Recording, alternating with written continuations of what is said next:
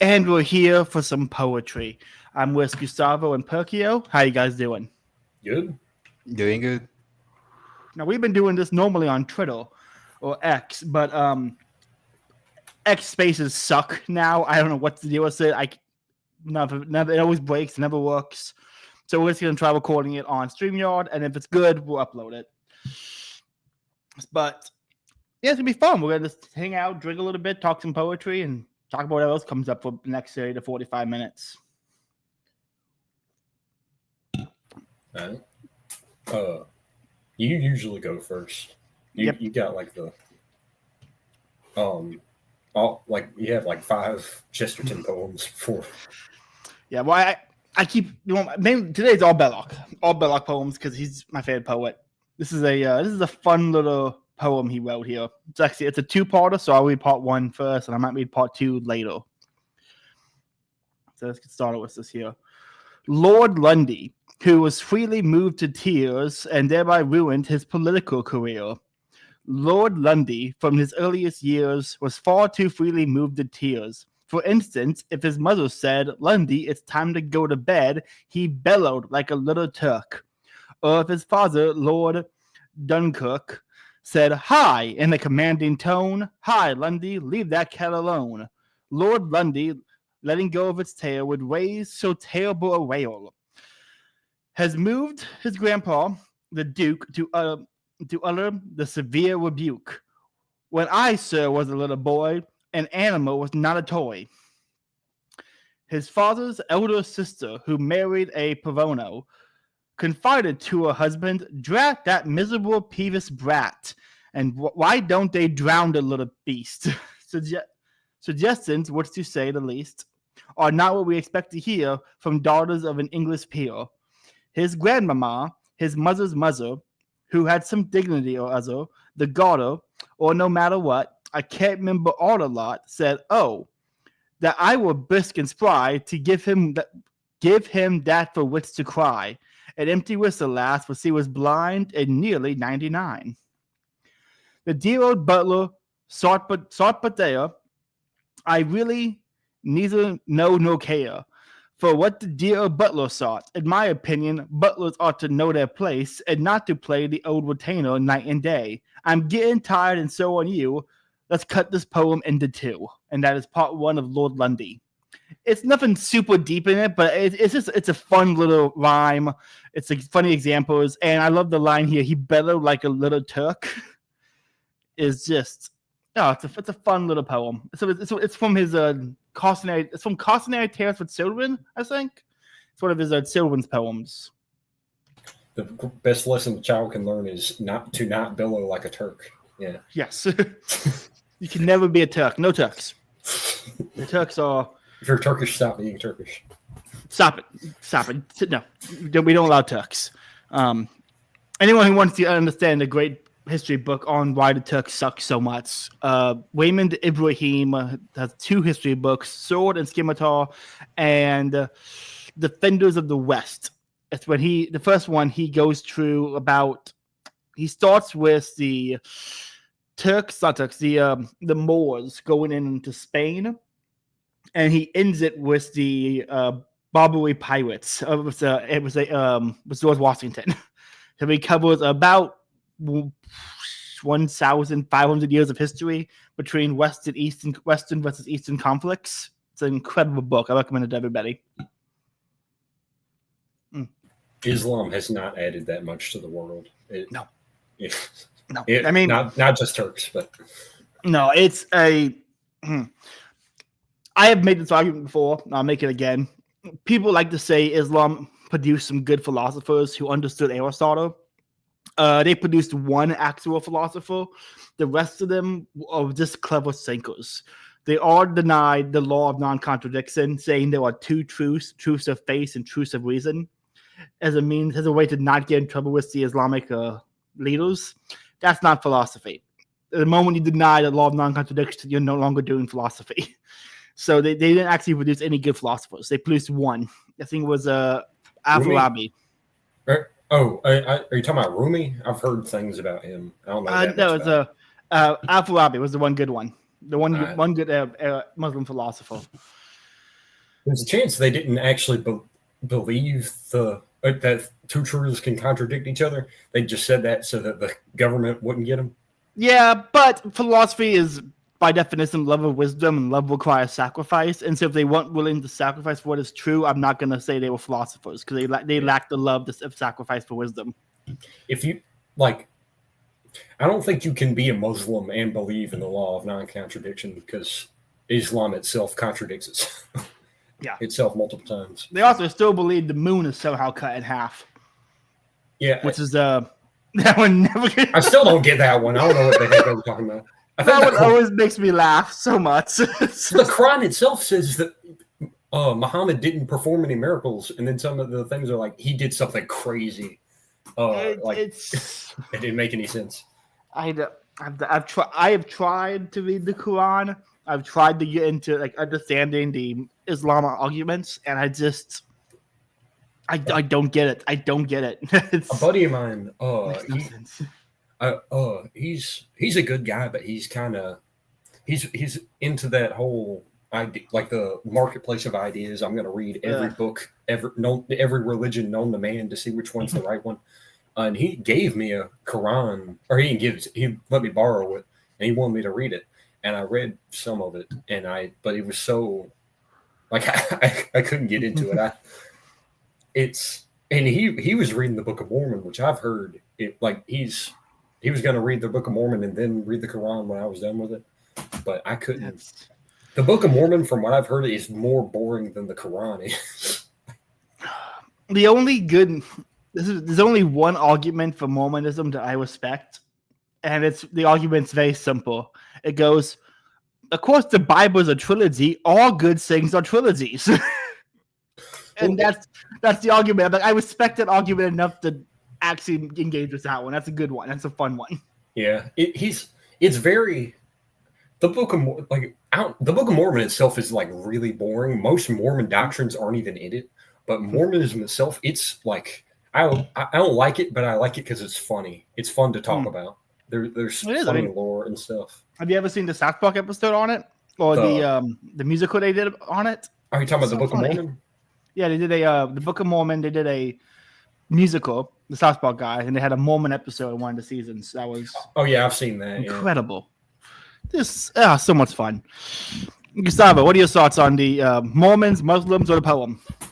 The thing I want to say, I mean, I'm not any expert in Muslim philosophy or any of that, but I saw something of the likes of most of the so-called Islamic or Muslim philosophy that we talk about is usually just Persian stuff that they stole when they conquered the place. Yes. So you get Muhammad and Islam. It was a tribal religion where he was a merchant, right?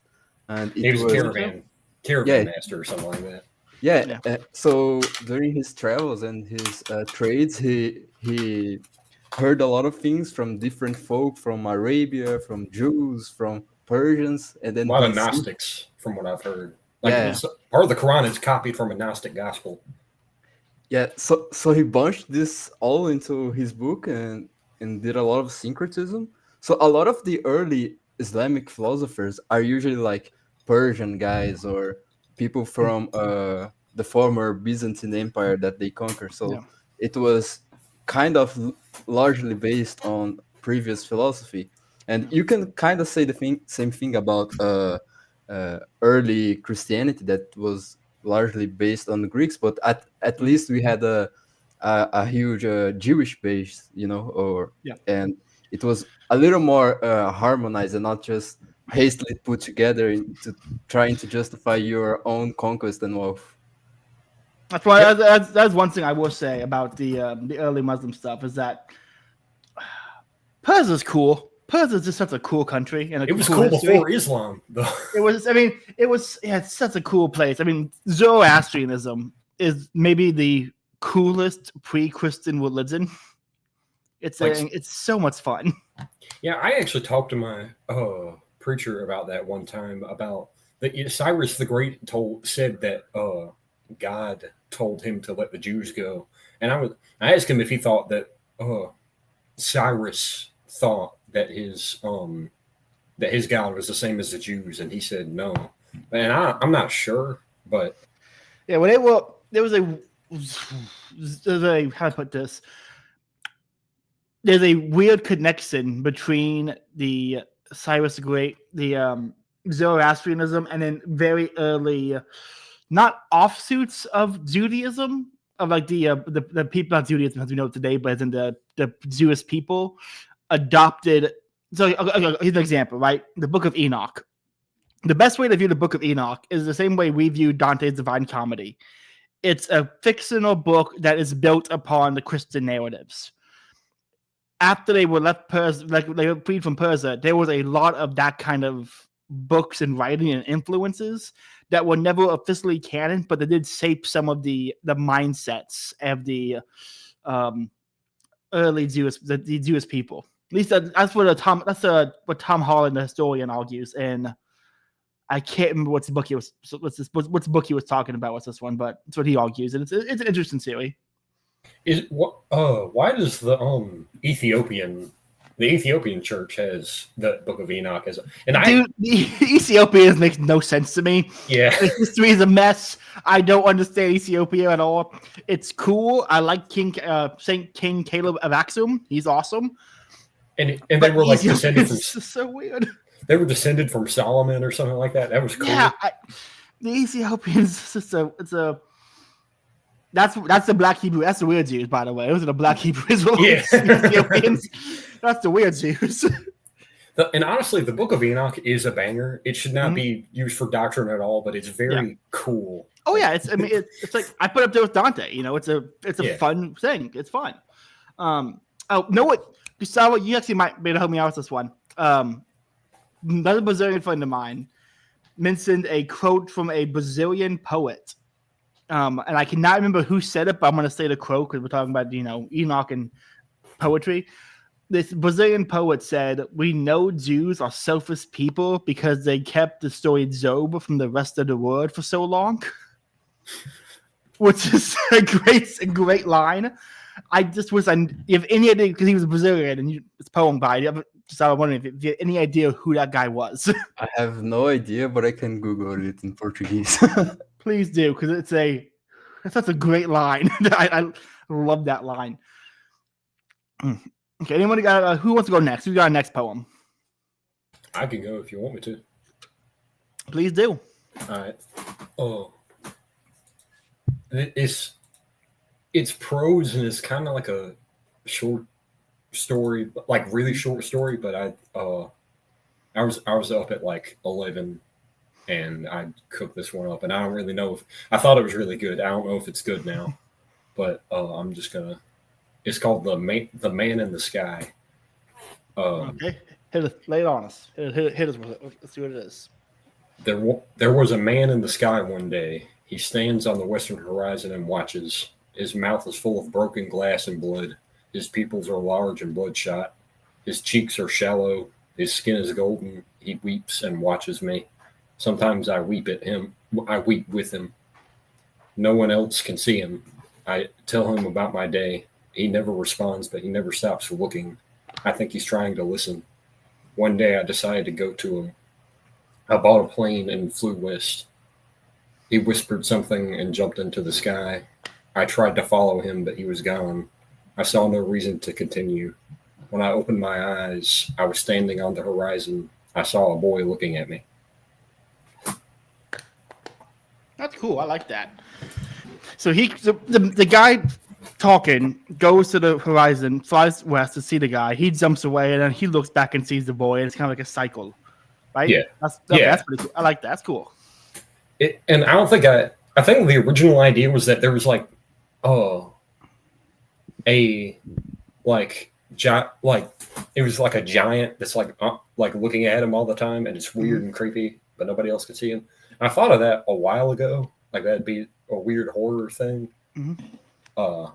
And that was I don't know if I described it as well as I could. I just kind of wrote that up in 30 minutes at 11 o'clock, which is, I usually go to bed before then, so I was like out of it. It's all good. No, it's fun. It's always fun to the best part of reading poetry is writing poetry. You know, that's the best. That is the best part about poetry. The more you read, the more you want to write. The more you write, the more you want to read. And it becomes a cycle of more and more poetry. Yeah. And that's I can't think of philosophy. No, philosophy is not like that. It's not like you read it, so you write it, so you want to read it more. It's like you actively choose that. With poetry, a byproduct of reading it is like, no, I have to try now. I have to try to do this. It's like there's some kind of commandment in the hidden in the lines of poetry that forces you to also try. Like, this can't be that difficult, and then you're sitting there for like 2 hours trying to think of the next line. Yes.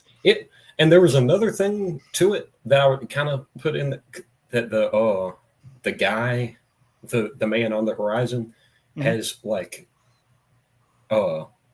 jaundice, and he's like an alcoholic or something like that. It is supposed. And I think what I was thinking of was like somebody's like absent alcoholic father or something. I can't remember. It's kind of stupid now I'm saying it out loud, but all good. Gustavo, you got any poems? I do. In fact, I can start with one that I wrote myself. I don't think it's, well, let's see. It's called The Rain Comes. Oh, such dry times abound, not a cloud in sight. The old world wails and prays for an end to its plight. No longer can fair men live here, only the wicked, for they live not for refreshment, but by hate and bloodshed. Greed and filth fill the streets, all good sense is led astray, but the rain comes and washes it all away. When the tide is high and the river is angry, filled with dread and angst lie the heart of many, for they know that their shame has caught up to them, and the crashing thunders confirm they have been by heaven condemned. Despair now, O people of Tigris and Euphrates, men of the waterways, the rain comes and washes it all away. Cling on now to your houses, temples, and towers of stone. Pray that the storm god may have mercy on your flesh and bones. It is clear now you shall not be saved by your gemstones and towers of gold. Your wicked ways shall be lost forever, as the prophecy foretold. The arrogance of man has been laid bare. His civilizations in ruins lay. The rain comes and washes it all away. That's awesome. That's a I banger. like that. It's a banger, dude. I don't know if you play D&D, but we got to get you in a D&D game where you can you can play a bard who drops these poems, because that'd be awesome. Yes. Incredible. It's like that could be generally applied to any like Middle Eastern empire, because it's like a cycle. Yeah, That's really cool. I love the Tigris and Euphrates mention. That was great. It's like you can tell I was really studying Babylonian and Mesopotamia at the time. yeah. I mean, that could apply to like Babylon, Assyria. Yeah, because Persia, if you think about it, during the time of Babylon, Sumer was already ancient history. The distance between Babylon and Sumer is greater than between us and Rome, and that kind of drives my mind when I think about it. That is kind of weird, actually. There's so many things like that blow my mind. Like, cause my favorite example is this one. We are closer to Cleopatra than Cleopatra was to the formation of the pyramids. Yeah, the pyramids are old, bro. It always blows my mind just how old the pyramids are. And people love to say that, but also say Atlantis never existed. It's like, I don't know, buddy. I don't know about that one. We have pyramids that are that old. It's not impossible to say we also had a cool city like Atlantis that existed. Bro, Atlantis 100% existed. I don't care what anybody says. Plato I care would about not lie to me. archaeology. And Hyperborea exists too. They just can't find it. That's what Hitler is. No, Hitler's in Agartha. Agartha exists. Agartha, right. He went through when they went into the bunker. They saw him going through the portal. I mean, we all know Hitler didn't kill himself. I mean, that's pretty much been confirmed by now. Yeah. Really? Oh yeah, the I was kind of joking. I mean, I no, wouldn't count There it, was but- there was a what was his name? Tim Kennedy, the UFC fighter, had a show on the History Channel where they tried to investigate Hitler's deaths. And when the America kept participating in Russia to send us the skull of Hitler so we could examine it. And when they finally did, American CIA realized, hey, this is a female skull. This was his girlfriend's skull. Where's Hitler's skull? And they go, that's the only skull we have. And it's like, okay, so he didn't kill himself because this is a woman's skull. Yeah, that's really weird, actually. I mean, I didn't really think there was any other theories. I mean, I heard people like say he fled to Argentina or something like that. But... I like to think he played himself in Indiana Jones 3. Yes. Because apparently the story was he was just a random guy in the town they were filming in who looked like Hitler and volunteered to play him. He went on to play himself. That'd be incredible. It's so funny. I'm just like, no, it has to be weird because it's so funny. It has to be true. Okay. Wait, where was this? Where was that's The Last Crusade. Where was that filmed? Not a clue. Let me look it up real quick. It'd be really funny if it was Argentina. I mean, people joke about Hitler and Argentina and stuff, but I gotta tell you guys some context because I'm from South America, and the chance of it actually happening is greater than you guys think because let's just say when it was mid 1940s and that kind of time, the interior of South America was not highly developed or centralized at all. So you had people, you still have this kind of people in Brazil, I guess in America too, and a lot of other places, where there are people in the interior of the country which are not accounted for at all in census and official statistics, and like Appalachian mountain people and stuff like that. Yeah, and it was even greater back then. So when you had the migration waves, so you had the Italian migration wave and the German migration wave. The imperial government usually just said, okay, you guys can go to the interior, just don't stay on the capital because that's all where the wealth is. And so you go make yourself a colony on the interior, and we won't mess with you, and you don't try to mess with us, otherwise we're gonna kill you. So you had these Germans, this bunch of Germans who were like fleeing persecution in Europe, and they made their homestead and their little German house in the interior, and that went on until the 1940s.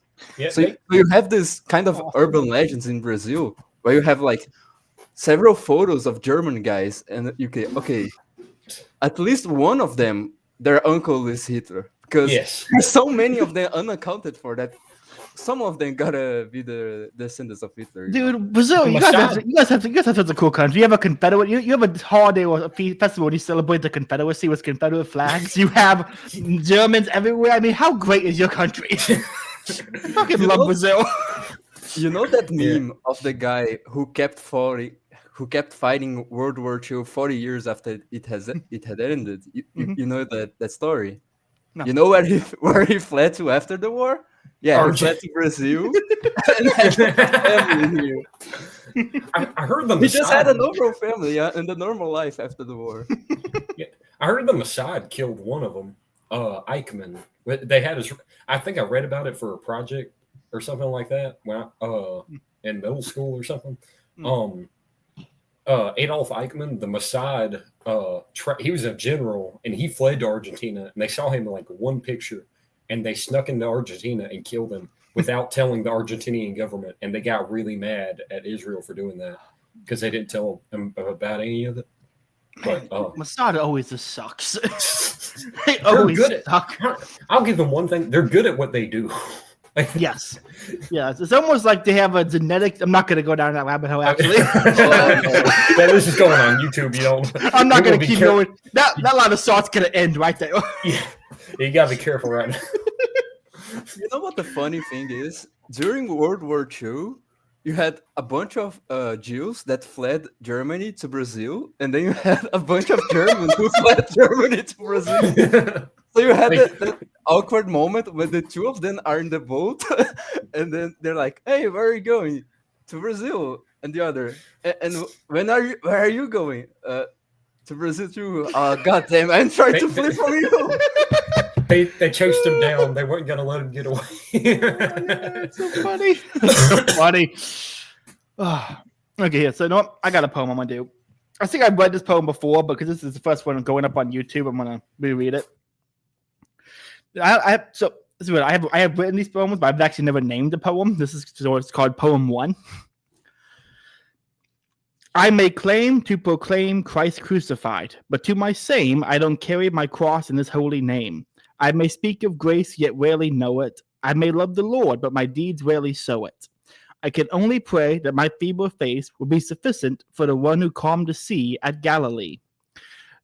Domine aduve incredulum mem, which is Latin, very poor translation, very poor speak Latin of Lord help my unbelief. What's the Mark something? Lord help my unbelief. I can't remember the exact scripture right now. Hold on. Lord help my unbelief. I think it's Lord I believe, help my unbelief. Yeah, that's it. Lord I believe, help my unbelief. That's a fun little poem. Yeah, so it's like what I think you said it earlier this week, and I hadn't thought about it before, and it kind of convicted me about Judas. Like that Judas betrayed Jesus for 30 pieces of silver, and I betrayed him for a lot less. Yeah, dude, Judas discourse bugs me so much because we don't know. Okay, we don't know either way. So to say with certainty in either direction is wrong. But the people who says a subset of people who seem to take a perverse joy and pride in confidently saying Judas is in hell, and we should never celebrate anybody being in hell. We shouldn't celebrate anyone doing that. And so the people who love to say we know he's in hell, it's like you don't know for one, and we should hope he isn't. We should hope hell. What did Pope Francis say? We should hope hell is empty. We know it's not going to be, but we should hope that it is. I don't know. The Judas discourse infuriates me. They get all high and mighty about it. It's like, no, you betrayed him for less, okay? You betrayed him for a nut, okay? Shut up. We're not any different than we're not higher than any of the worst. Like we're just that's the weirdest part of Dante's Inferno to me is that like at the end where the devil is like chewing on Judas and Cassius and Brutus. Yeah. Which like all three like so all three of those is debatably like that. Like Judas probably like did the worst of the three of those, but like it's strange. I can respect it because for that's the thing where Dante's own personal bias got into it a bit too much, where he was betrayed and kicked out of his beloved home, and so the lowest circle of hell is for betrayers. So he put the three most famous betrayers in history. So I see where he's coming from and I get it, but it does seem to me like it was its own personal bias and anger about being betrayed that led to that scene. And he also liked to glaze Caesar like constantly, especially in like he loved Caesar. He loved Rome, and it's yeah. Look, who doesn't? Who doesn't love Rome? I get it. I've never met a guy who said I dislike the Roman Empire. I have heard of people, like I think I was like an interview with some Appalachian guy, and he was like, "I don't like the Roman Empire because they persecuted the Gauls or something like that." And what a gay take! What a gay take! Like, because he's German, or he was like, I mean, he's it was because they persecuted the Germans and the Gauls and stuff, or something like that, which. Yeah, it's a lot like of Catholic people tend to not like the Roman Empire. Yeah. Well, that's just because they're mad they lost. Yeah. Well, I mean, our people were. I mean, I'm just speaking for myself. We're probably on the losing end of that stick, but I mean, we wouldn't be where we are now without Rome. Oh, yeah. So I'm not gonna diss him. Like, I love to say this because I'm an American mutt. I'm a mix of a bunch of different things. That my ancestry is just the West. So I can love all Western history and all Western countries because I have no strict ethnic bounds because I'm a mutt. Yeah, I think I'm from all the stuff I could find. I'm just Southern, just like like every bone in my body is like mostly English and a little bit Scottish. Mm. And there's something cool I saw about the there's a guy that I'm related to that was captured at the Battle of Dunbar against Oliver Cromwell. He was from Scotland. Oh, that's cool as hell. And he was captured and put into indentured servitude by Oliver Cromwell and sent to Rhode Island. And then he got married, moved to Swansea, Massachusetts, and then got killed by Indians. What a wild life! What a wild life! I already didn't like Oliver Cromwell, and I really don't like him now. No, fuck Cromwell. Yes. For listeners to this one, go and check on the channel. Go and listen to. I had Théâtre of Mercia, they formerly known as Anglo-Libertarian, on, and we're doing a full breakdown of English history from Stonehenge to today. That was a banger video. Oh, we're doing the final part next week. Well, we say final part, but it might be a 4-hour-long episode, so it might be the second to last one. I think we just wrapped up the 100 Years' War, or we're just getting to Henry V. I can't exactly remember where we are, but anyone listening, go listen to those series I'm doing with Clarcadia, with Théâtre, because they are. British history is so much fun. It's an incredible thing to study. Yeah, it's that kind of got me on the Cromwell rabbit hole, that first video y'all did. Mm-hmm. And I've been in like I was in a really good rhythm with I used to go, or like a few months ago, we'd go to a gun range after church every day, every Sunday. And awesome. on the drive there, I would listen to the latest Servile Age podcast or thing that y'all put out. But we stopped doing that for a while, and so I gotta get back in there. I gotta find another car ride to do that. Well, I'll be honest, there probably aren't that many new episodes. I have been terrible about keeping my schedule up. I keep having episodes planned, and like the day of, I'm like, something came up. I have to go to work now. I can't record. And they just keep falling through. But hopefully going forward, because I got my school schedule kind of figured out. I'm moving out, getting things settled. Recording can go back to being a weekly episode, hopefully. Again, I said it before, I'll say it again. I don't care if the podcast gets 2 views an episode. I need to do the podcast to talk to people because there's no one interesting to talk to around here. Yeah, it's like it's not really for anybody. Like on Twitter, I don't really want to get that many. Like I talk to people. I don't really want to be a influencer or anything like that. That's kind of stupid. It's just kind of people I like make friends and stuff like that. Yes, I've already passed my preferred follower number. I wanted to get 1,488 followers and not a single one more. But I've already surpassed that, sadly, so I can't. Wait, no, there's a thing you can do. You can just say something really controversial and then lose a few. You gotta balance it. I think I do that enough that I've cultivated followers that just won't leave. So you say something like controversial in the other direction. Got it. I'm gonna go full. No, I got it. I'm gonna start talking about how much I love Lenin, because I do love Lenin. Or talk about great. Like because I know this is like a thing in Catholic stuff. Talk about like you like the Novus Ordo and stuff like that. Okay, I actually do like do like the Novus Ordo. I'm saying I'm the only I am a tradcast who likes the Novus Ordo. I think I might be the only one, but whatever. I like the Novus Ordo. You can use, because you'll scare a few of those, like the rad trads off. Yeah. Okay. Anybody got another poem? If not, I do have the next Belloc poem, the Lord Lundy Part 2. I have no more original poems, but I got some from Rudyard Kipling, if you guys don't mind. Please. I love Kipling's poems. Please. This one's called A Tree Song.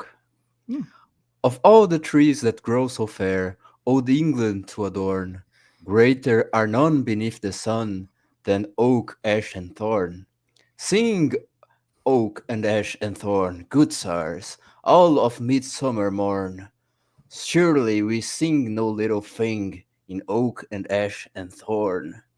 Oak of the clay lived many a day, or ever Aeneas began.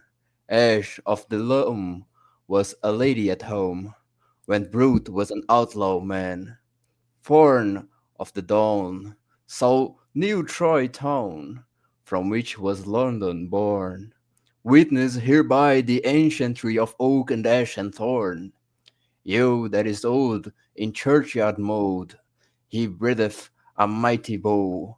Alder for shoes the wise men choose, and beech for cups also. But when ye have killed, and your bowl is spilled, and your shoes are clean outworn, back ye must speed for all thee ye need to oak and ash and thorn. Alone she hateth mankind, and waiteth till every gust be laid, to drop a limb on the head of him that anyway trust her shade. But whether a lad be sober or sad, or mellow with ale from the horn, he will take no wrong when he lieth along, neath oak and ash and thorn. Oh, do not tell the priest our plight, or he would call it a sin. But we have been out in the woods all night, a conjuring summer in, and we bring you news by word of mouth, good news from cattle and corn. Now is the sun come up from the south, with oak and ash and thorn. Sing oak and ash and thorn, good sirs, all of midsummer morn. England shall bide till judgment tide by oak and ash and thorn. Oh, I love Kipling. That's the one that I'm sorry. That's the one that the Longest Johns did a cover of. I was like singing along with it. Like I've listened to that song so many times. I didn't know it was a song. I gotta listen to it now. Oh yeah, it's the Longest Johns. It's just called Oak and Ash and Thorn, but it's such a banger. It's so great. It's a great band. I love Kipling. You know what? If you read a Kipling poem, I have to actually do this real quick now that I can do this because we're doing it on StreamYard. Let me just say this real quick actually because this is gonna be fun. Can you all see this? Yeah, Yes. I can see. Okay, let me just play on that. The Kipling poem is one of my favorites since I was a boy at school. My father read it to me once, and I think it to me as a little boy it summed up what a man should be. If you can keep your head when all about you are losing theirs and blaming it on you, if you can trust yourself when all men doubt you, but make allowances for their doubting too, if you can wait and not be tired by waiting, or being lied about, don't deal in lies, or being hated, don't give way to hating, and yet don't look too good nor look too wise.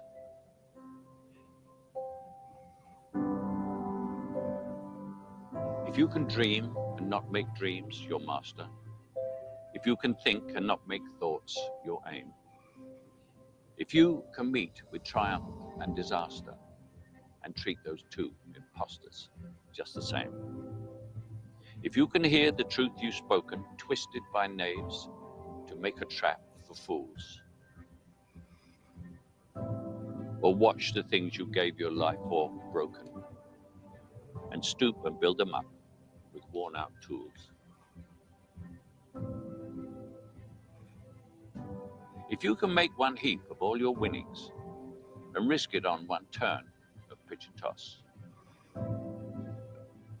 and lose and start again at the beginning, and never breathe a word about your loss, if you can force your heart and nerve and sinew to serve your turn long after they are done, and so hold on when there is nothing in you except the will which says to them, hold on.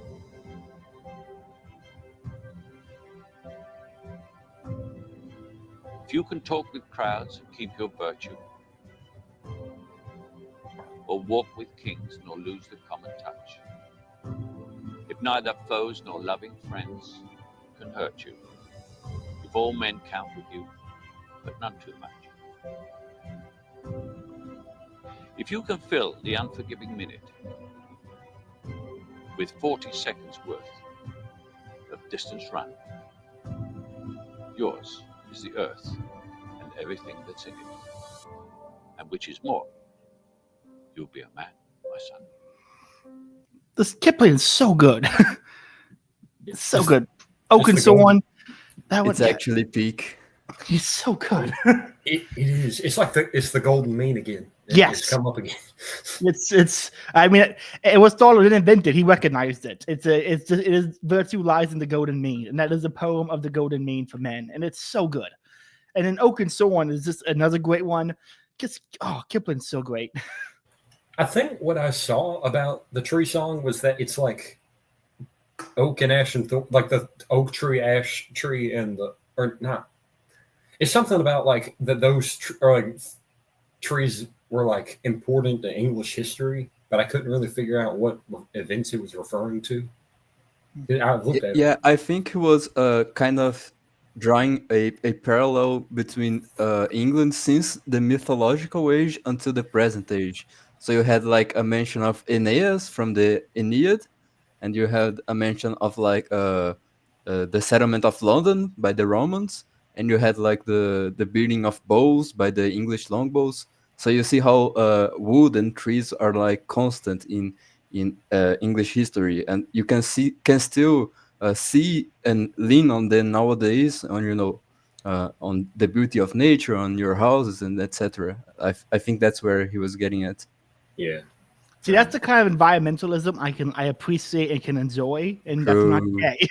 Not, Like, not the gay environmentalism. It pisses me off so much that environmentalism and respect for nature has become left-wing coded, and by the nature of being left-wing, if you as a man say anything about the environment, you're called gay. It's like, no, we still respect the trees, dumb you dipshit. It's not we still like the forest and the trees. Yeah, the only thing with modern environmentalism, like that makes it gay, is like Malthusianism, where like Yeah. you shouldn't have kids and stuff like that. That's the only real thing wrong with it, and it's just annoying because like I think I had to do a thing in like it's been a while. It was a assignment for a class, and there was you had to make like it was a propaganda poster, and it was a call, like they called it that. It wasn't like that's not me describing it. And I think it was like I put like it was something like stupid, like don't have children. I was making fun of it because I didn't want to do. I didn't want to do it, and I thought that the whole thing was stupid and gay and like because they talked about like Malthusian stuff, Mm. And it was about it was like don't have children, own nothing, or it was something like it, like very on the nose. And then my friend told me not to put that on there, and I didn't because I was going to get in trouble, but. It reminds me of the that's scene from Captain Planet going around on X right now. Where it's yeah, like, don't have more than 2 kids. Remember, the rest of the world are your brothers and sisters. And it's like, oh, fuck off. yeah. Just It's fuck off. like it's not recently that kids shows that were propaganda. That's been that way for years. Oh yeah. But, Yeah. Anyone listening, a very fun activity to do is go back and watch Law and Order SVU from season 1 onward, and watch the shift in propaganda. Just watch the shift in what is being propagandized. It's fascinating. Or another good example is the show Modern Family. The name itself is propaganda. It's a funny show, but the entire show is propaganda, and it's fun to watch it with that lens. Isn't that the one with the crap? All I know is because that Mexican lady. Yep. That was the Like- yeah. That Colombian chick. I can't remember her the actress's name. She's not Mexican. Oh yeah, she's Colombian. Okay. Yeah. What was I going to say about Malthusian? Oh, anyone listening on the episode on the podcast on the YouTube channel, if you go back to an older episode I had on what's his name, Ryan Turnipseed. I had him on to do it. Explain to me like I'm 5 on Malthusianism. I know the overpopulation myth and Malthusian, and then anyone else listening, go check out the Year Zero podcast with Tommy Salmons. He had a series he did when he was going through and reading Thomas Malthus. I went on his show to read one of the chapters from his book on the overpopulation ideal. Again, both great episodes. Everyone should go check those out because it is a huge mess. The overpopulation is a huge mess that was created just as a means to destroy families and control the population. And it led to the Anglicans, because Thomas Messer was an Anglican. It led to the Anglican acceptance of contraception, which is what led to everyone else accepting contraceptions, which is what led to the normalization of abortion. Yeah, that's one of those things where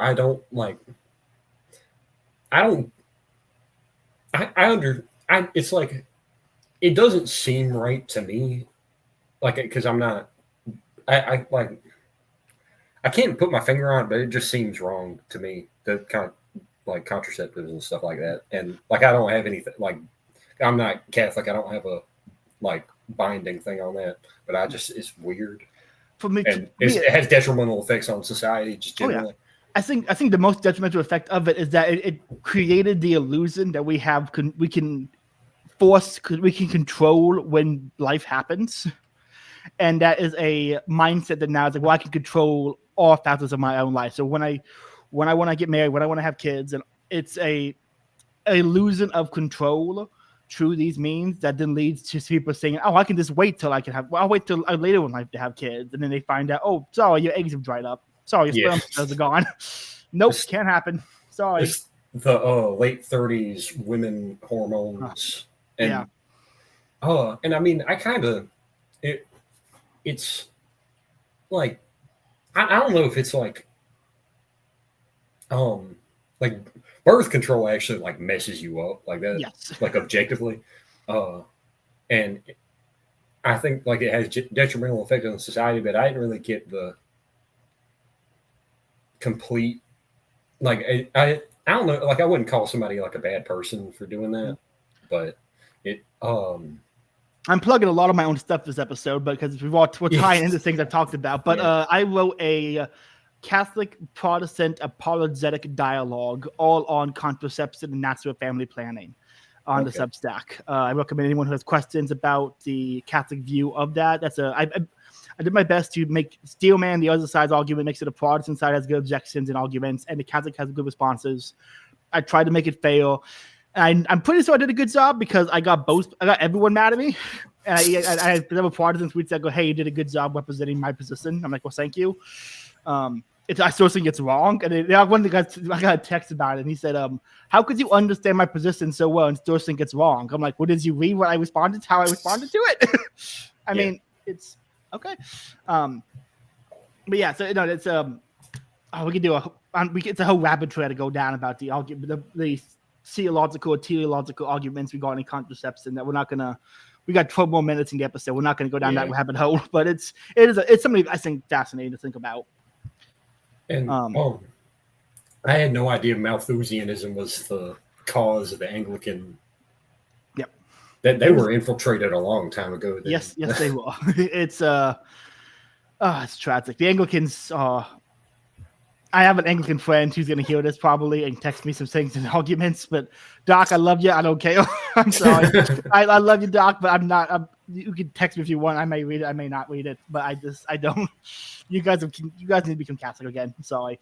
Okay, let's do one more poem and we'll wrap it up. We'll wrap up with this part 2 of Lord Lundy from Belloc, because that's what we started with, and we'll end with this one. It happened to Lord Lundy then, has happened to so many men, towards the age of 26, they shoved him into politics. And which profession he had commanded, the income that his rank demanded, in turn as secretary for India, the colonies, the war.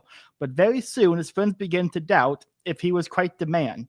Thus, if a member rose to say, as members do from day to day, arising out of that reply, Lord Lundy would begin to cry. A hint at harmless little jobs would shake him with convulsive sobs. While for the revelations, these would simply bring him to his knees and leave him whimpering like a child. It drove his colleagues waving wild. They let him sink from post to post, from 1,500 at the most to 8 and barely 6, and into the curator of Big Ben. And finally, there came a threat to oust him from the cabinet. The Duke, his aide's grandsire, bore the same till he could bear no more. He wearied his declining powers, summoned the youths to Brackley Towers, and bitterly addressed him thus: Sir, you have disappointed us. We had intended you to be the next prime minister, but the stocks were sowed, the press was squared, the middle class was quite prepared. But as it is, my languid fares, go out and govern New South Wales. The aide's patriot groaned and died, and gracious how Lord Lundy cried. Oh no, he was sent to Australia. That's the worst timeline. Oh. It sounds like it's very specific. It sounds like he's making fun of somebody specific. Belloc was in the Parliament. He served 2 terms in the Parliament, and he hated it. He hated it so much. He hated everyone he worked with.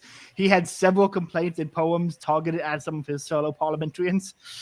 Members. It was just he hated all of them. I would not be surprised at all if like this was just a parody of somebody he knew. He did do that quite a bit, like with Lines to a Dawn. He would never name someone by name, but in the time you could always tell who he was talking about. I recommend everybody, again, I've said before, I'll say it again, everyone needs to read or listen to Joseph Pierce Ode Sunder, the biography of Hilaire Belloc. It is one of the greatest books I've ever read. I think I've read it maybe 5 times now. He's such a great writer, and going through Belloc's life in detail is incredible, because Belloc had a very interesting life, from poet to historian to philosopher to political leader to politician to everything. He did a war correspondent. I mean, he did a little bit of everything. The good timeline would be if he became the prime minister. Yes. Would have been so great. Would have been so great. Nah, he wouldn't have never done that. He would have hated it. I mean, I don't know a lot of Belloc lore, so I think you probably know this a little more. So why was he in the Liberal Party and not in the Tories? Because they were Anglican, I think. I think that might have been it. Yeah. He did have one great moment from his election. They told him, like, hey, you're being too Catholic and people aren't going to vote for you because you're Catholic. You need to tone it down. And when they told him that before a speech, he walked out onto the podium, pulled out his rosary and said, ladies and gentlemen, this is a rosary, and I pray it every day when I can. I am a Catholic, and I will do Catholic things if elected. He's like the opposite of JFK. Yeah, and yes. And I still love JFK, but I love JFK despite his Catholicism, in a sense, because he begged Marilyn Monroe. I can't hate that. Yeah, He was so cool. He had 2 secretaries whose only job was a skinny dip. What? I did not know about that. He was kind of a. Oh, he was wild. He would complain if he didn't have sex once a day, he would get major headaches. He was dang. He was wild. No, I knew he was a player. He smoked weed in the Oval Office. Really? I know about the Cuban cigar. So he smoked 2 joints, and he said, I'm turning down the third in case Cuba does something. He got so paranoid, he turned down the third in fear of Cuba. Because they were going to kill him? In case he's like, I don't know what Cuba's going to do next. They might start something. What if I got to go down to the situation room, high off my ass? So I'm going to only smoke 2. And I love him. The idea of stone JFK in like the situation room has got to be that needs to be a movie. A good JFK or a good Nixon movie would be so good. Yeah. Oh, it's like the closest thing to that they have is that one COD Zombies thing. Yes. I forgot which one that was. I've seen clips of it. But can't that was so remember funny. Yes. That JFK line: "Do not pray for easier times. Pray to be stronger men." And listen, much as I mentioned with JFK, we choose to go to the moon. That speech might be the greatest speech in American history. Yeah, it's so good. He's like the most. I think the other guy I would say this about is Eisenhower. I don't know if he was the best president, but he was the most president. Yes, if that makes sense. Like he embodied the office in a way very few presidents do. Yeah, like I love Trump. He does not really embody the mindset of president. Yeah. Close, I would say, but that would be like Obama because he was manufactured just to be like that. He's not authentic. Like JFK was authentically like that. Was what made him so great. Yeah, Okay. and I think I saw a thing about that all the stuff. Lyndon Johnson killed his sister, Mhm. and might have killed, like, been known about JFK getting killed. They don't really know, but I mean, he had people killed before, so there was a good chance he did know about it. Yeah, Johnson was a mess. Yeah, I don't But- like him. He's in the top 5 worst. Yes. And again, this is something that maybe I recommend this to everybody. On 4th of July, every 4th of July, what everyone ought to do when they wake up is they said go watch a collection of American history, American speeches. I think there's a playlist on YouTube that has like JFK speech, has a Nixon speech, it has Martin Luther King speech. Just appreciate American, great American rhetorical prowess through the speeches, and it's a great way to start 4th of July, or just be proud to be an American, because there's so many great American speeches from American leaders. I mean, I hate Martin Luther King. I'm a Malcolm X guy. I can't stand MLK. But the I Have a Dream speech is a great speech. You can't deny it. The funny thing is, the reason it was so good is because he was lying. Like, he was lying about what he believed. If he had actually believed that, it would be very different. He is just, I hate him so much. He was a Unitarian. It's just awful. I mean, he was, and the beating women is not cool enough to save him. no, whoa. I know, it's just a joke. Yeah.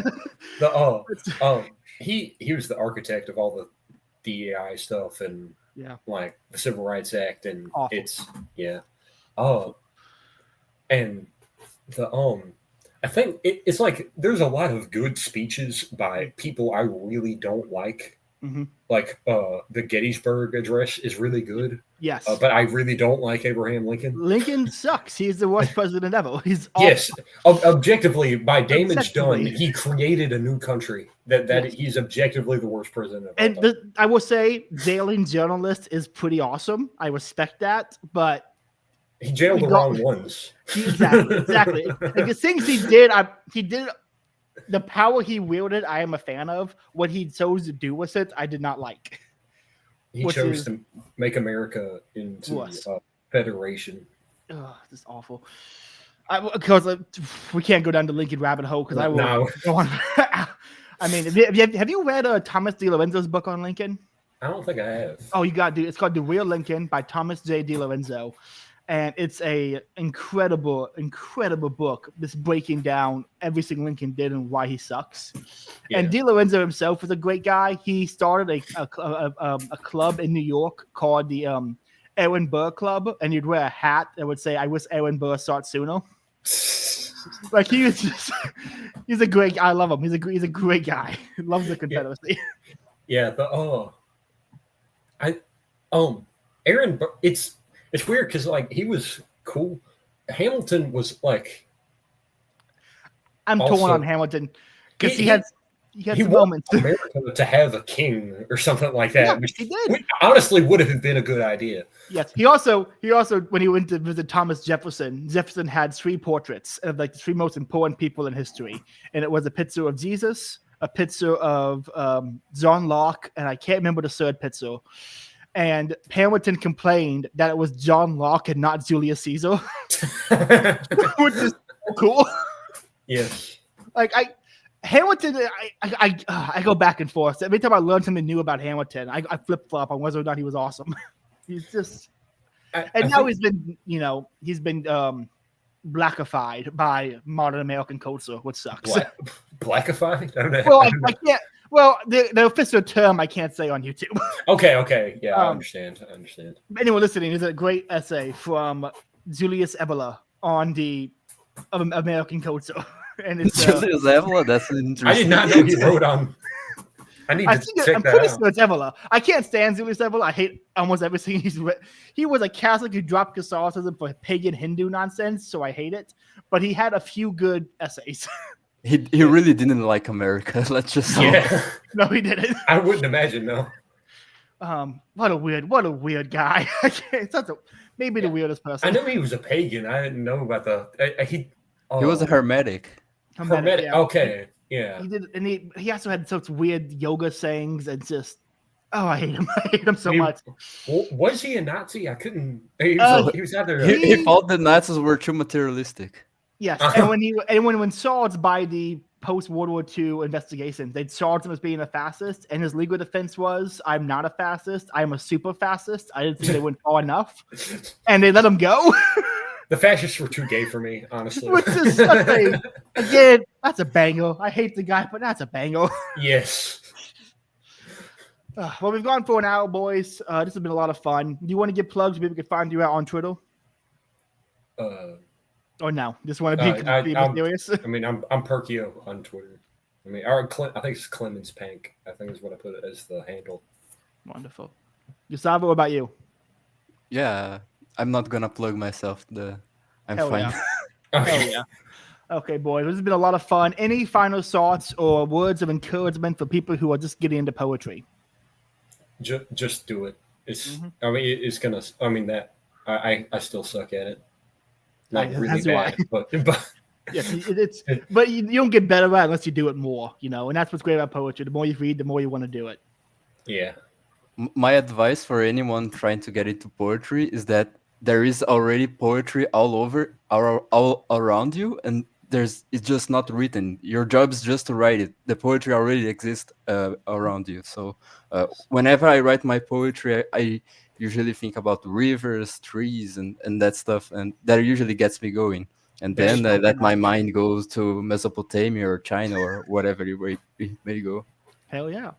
Just look at a thing and think about it for an hour, and then you'll have come up with a or 2 minutes. Yes. Contemplate, boys. That is the lesson of the day. Go out and contemplate. Yep. Anyone want to know about contemplating? Go read Byung-Chul Han's book, Viva Contemplativa. A great book. Yeah. I need to read Han because I listened to the episode with you and Kato, and I need to. He is so great. If you can't wait, if you don't like reading him, listen to this as well.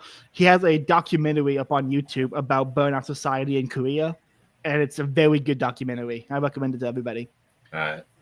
But with that, we'll wrap it up. Everyone, thanks for listening. Have a good night, and God bless.